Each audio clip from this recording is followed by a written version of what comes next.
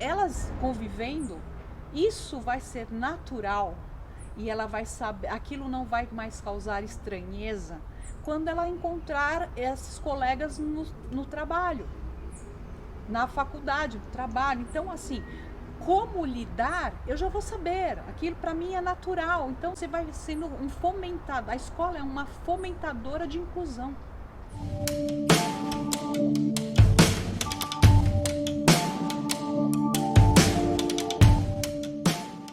O que você tem visto ou lido em relação à aplicação em escolas? E a gente sabe que tem uma diferença brutal, né, entre público e privado. O volume de investimento é diferente, a questão de acessibilidade também é diferente, não no sentido de acessibilidade aos edifícios, mas também na própria acessibilidade. Vamos pensar, 30 anos atrás, a gente não via tantas pessoas com deficiência na rua. Sim. Ficavam muito restritas ao ambiente doméstico. Sim.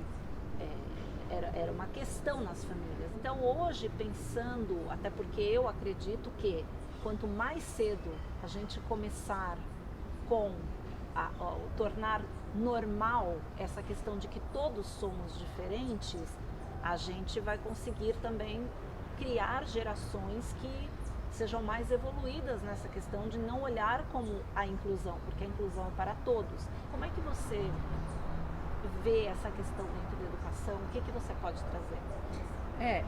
Você trazendo isso também estava falando e eu estava lembrando que eu nunca estudei com nenhuma pessoa com deficiência na minha vida inteira. Eu também não. Eu vejo que a riqueza que é a riqueza e a oportunidade das crianças estudarem com pessoas com deficiência.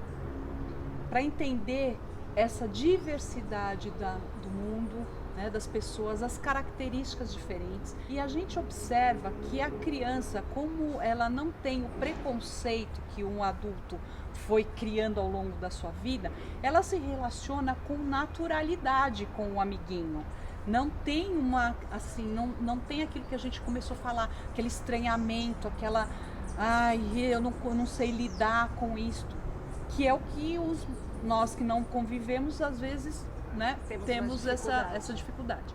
Então, eu acho que o ambiente escolar é riquíssimo para isso. Eu sou partidária de que tem que haver inclusão. As crianças com diversas deficiências devem, se não totalmente, em alguns períodos, estarem convivendo umas com as outras. E como que eu vejo isso no ambiente escolar? Eu posso criar ambientes muito estimulantes e devem ser com as cores, as formas, os espaços, os sons, tudo que de riqueza, de sensações, de desenvolvimento que possa haver dentro de uma escola, eu acho riquíssimo.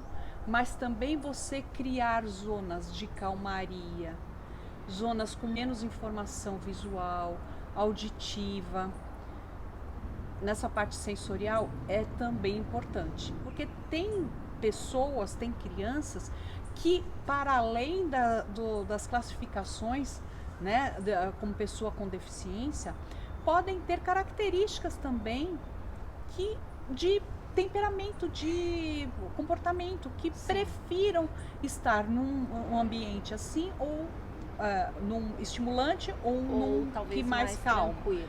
E que eu entendo também que a gente dá a oportunidade dessa criança se desenvolver.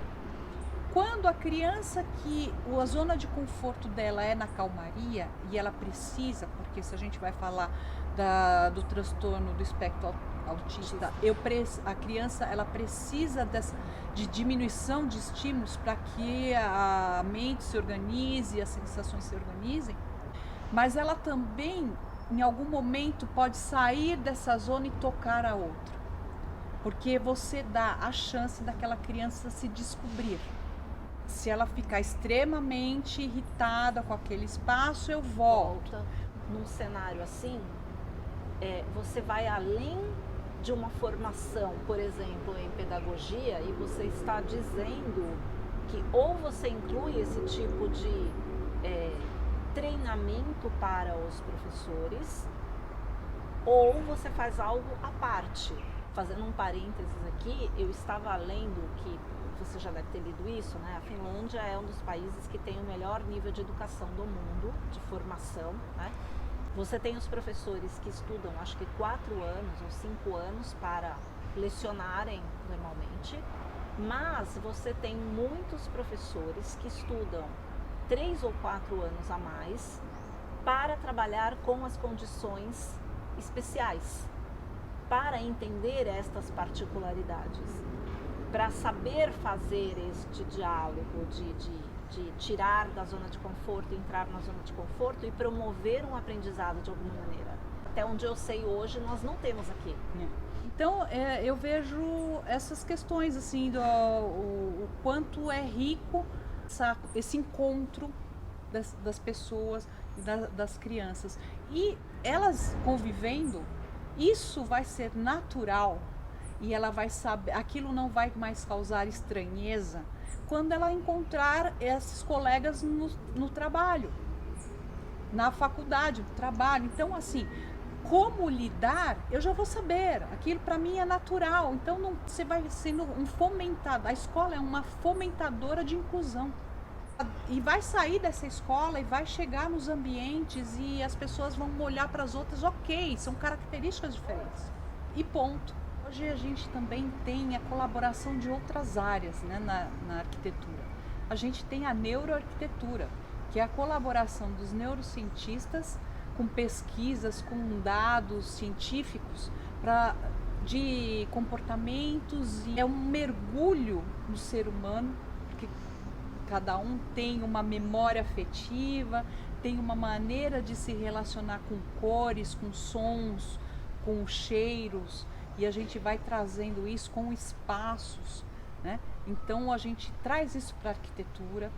A gente tem a biofilia, que também é essa interação com o verde, que é tão rico. Nós estamos aqui hoje num lugar tão gostoso, e você ter esse contato mais próximo, né? Você trazer o verde para dentro dos ambientes fechados e você abrir esses ambientes fechados a áreas, né, externas. Isso é muito rico, e a gente não está só falando para casa, a gente está falando nos escritórios, nas fábricas, em vários, nos hospitais.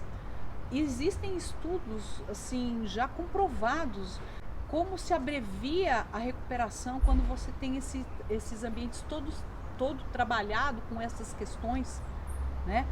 Os materiais, a sensação de aconchego, de segurança que você vai trazendo, né? Então a gente recebe dessas outras áreas todas esses benefícios, esses itens que vão melhorando cada vez mais esses ambientes internos e externos que a gente projeta.